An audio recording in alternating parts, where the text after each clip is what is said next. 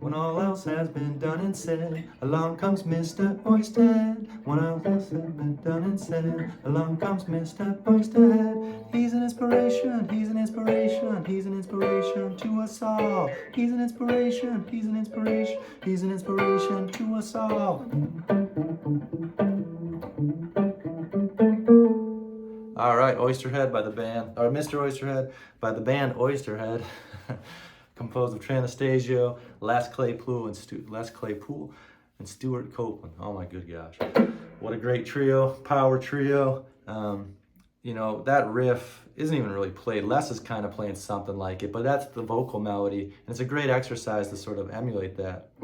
When all, that's a little cool thing with the voice, you know, making it, the guitar sound just like the voice. And when you're singing, when all, you get these little notes that kind of lead in or, you know, glide up or glide down. That's where like the bend, you know.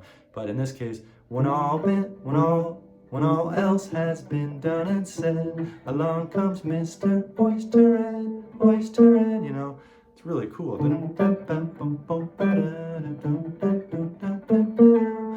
And you know, I've heard them play this live. There's only like one live version, but you know, Trey was also doing this back when this band kind of came along in the late 90s, doing this riff.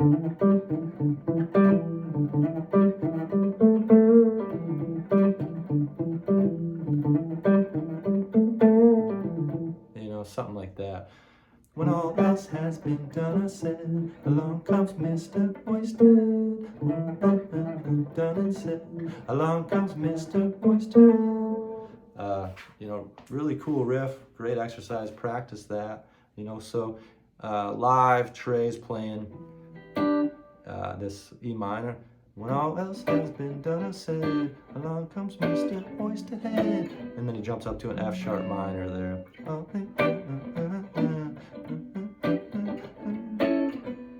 You know, I think it can kind of do it up here. When all else has been done or said, here comes Mr. Oysterhead. It's just kind of like an E minor to an F minor. Acoustic, he was doing it down here, I think. Along comes Mr. Oysterhead.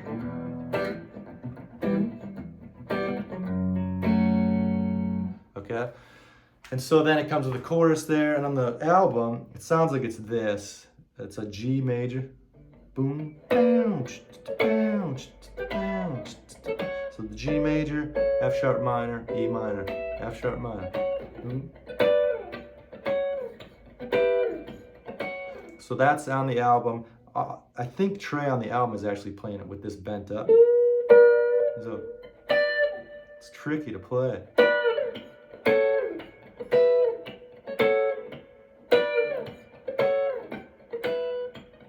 I'm not that clean at it. I'm better at bending up to it, you know? So you can hear that note.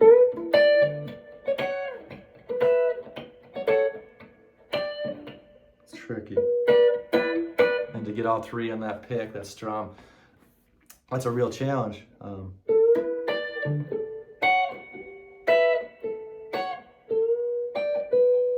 Right there, he's coming in on that.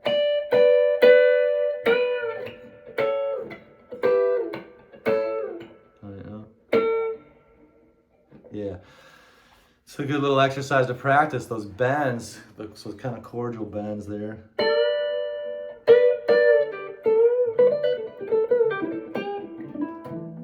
Okay, so on acoustic he's playing it here, G minor, G major, F sharp minor, E minor. He's an inspiration, he's an inspiration, he's an inspiration to us all. He's an inspiration, he's an inspiration, he's an inspiration to us all.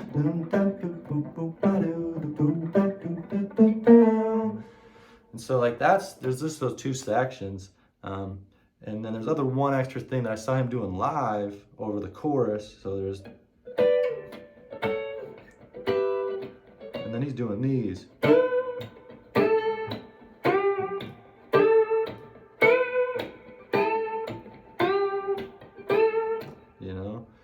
Which is cool. And on the live recording, it sounds like this is in the background, this. So I don't know if there's a backing track playing, if they're playing to a click, but It would be surprising if they were. They don't seem the type of the band that would do that, but I swear I hear it in there. So then when Trey's doing this on top of it, you know, it sounds really nice. But that's on the album. He's doing that too. It's kind of buried in there. That, and then I think this. I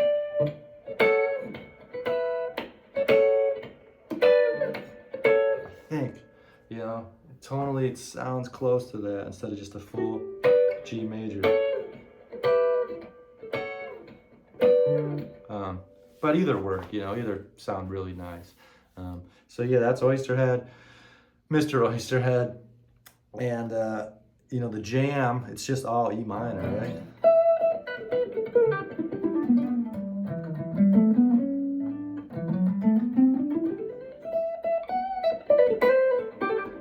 I'm trying to think if it's the, you know,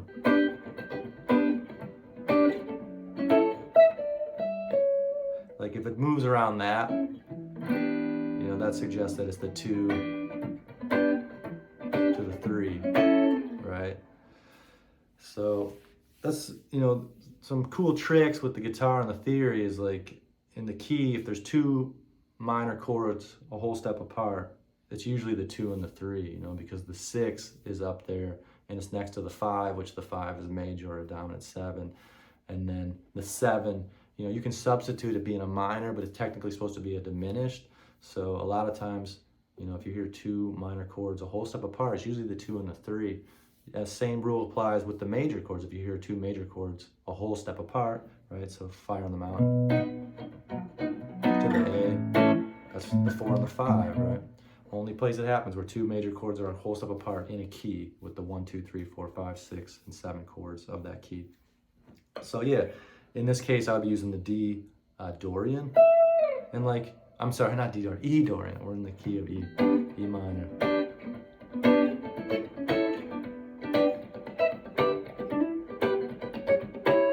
You know, you can kind of play it up there too. Trey's a king of sort of moving around these funky versions of these chords, right?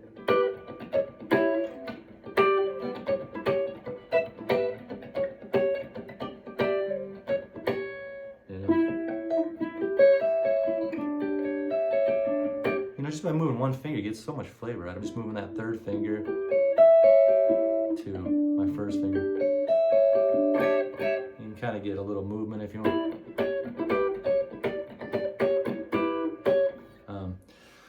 So yeah, E Dorian, and I'm always thinking like that high E, you know, home is E, E minor, right? So it's either the Dorian, the Phrygian, or the minor, and in this case, it's Dorian. So I'm thinking, you know, E Dorian all over the neck. It's just hearing that note there, right there, that's that 6, that natural 6 with the minor scale, right? It's just the natural minor.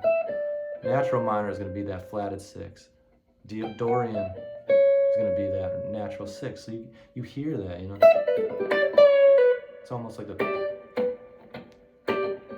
you know, with Ghost or like the old Ghost, so many funky tunes. YM is up here in G.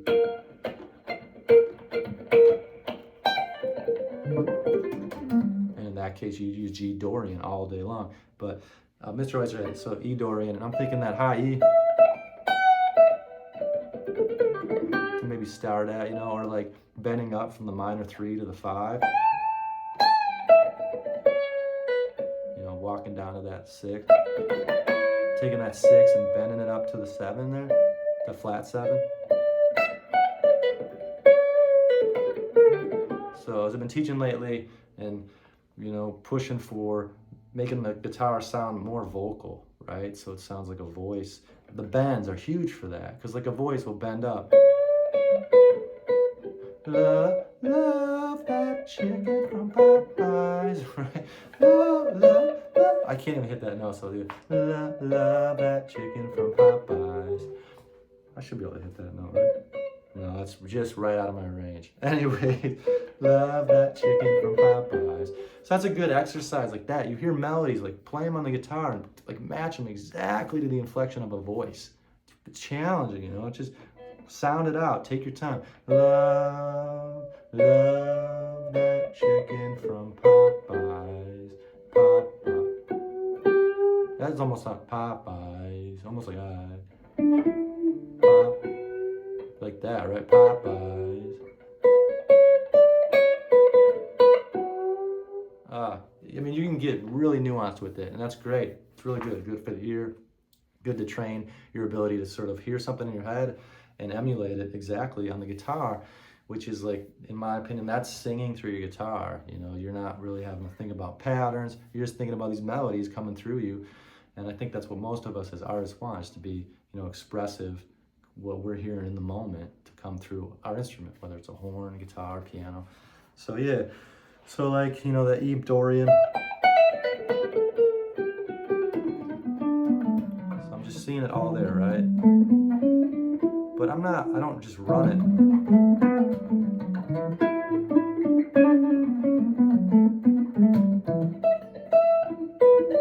You know, like octaves, you know, and then this is a nice trick where you're playing, you know, octave, and then your 5, your 6, 7, flat 7. But I think I just did 5, flat 7. That's what I was doing. You know, really nice sounding thing.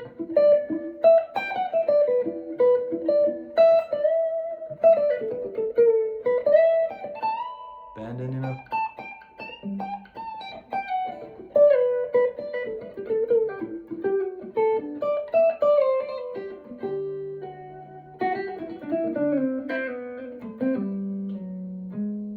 Whoops. I think I got off key there because it just sounded nice. Sometimes the melody like lends itself to modulate, you know, like I just felt that next chord in there, which I'm not sure. Was a D major, I think. Like, you know, D minor lends itself to wanting to go to E minor. E minor lends itself for one, in my ear, to go to that D major. And like David Bowie.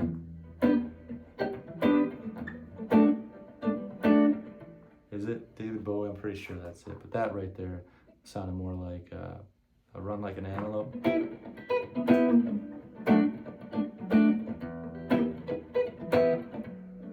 The jam. Run Like an Antelope, also the beginning of Curtain. Oh, yeah, doing. Goes to an A, right? So D minor, D major, A minor, E minor. Do I keep calling that D? D major, A major. And so practice this. You know, we're going all over the place in this one. Some good stuff in here. This D, practice playing any chord progression right in that same position, right? So E minor to the D major, you know, with the root and the third. Awesome chord. And then the A major here with the root and the 3. Right? 1, 5, 1, 3. 1, 5, 1, 3.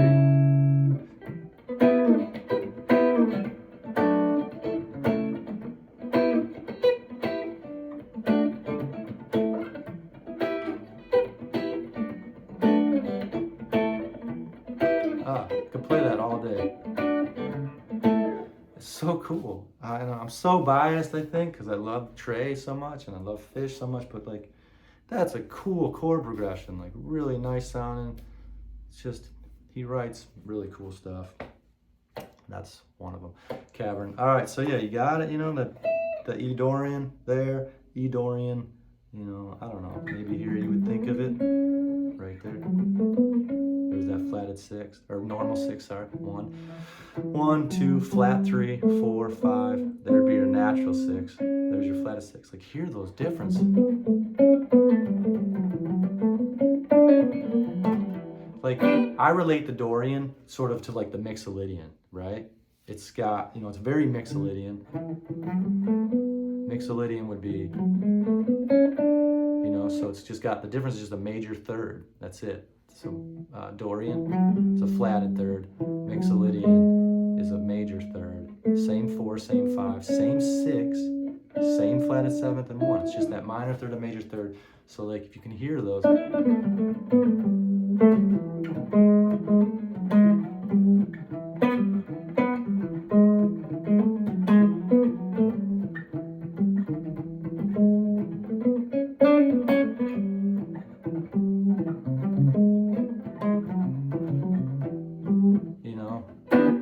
went from minor, E minor, to E major.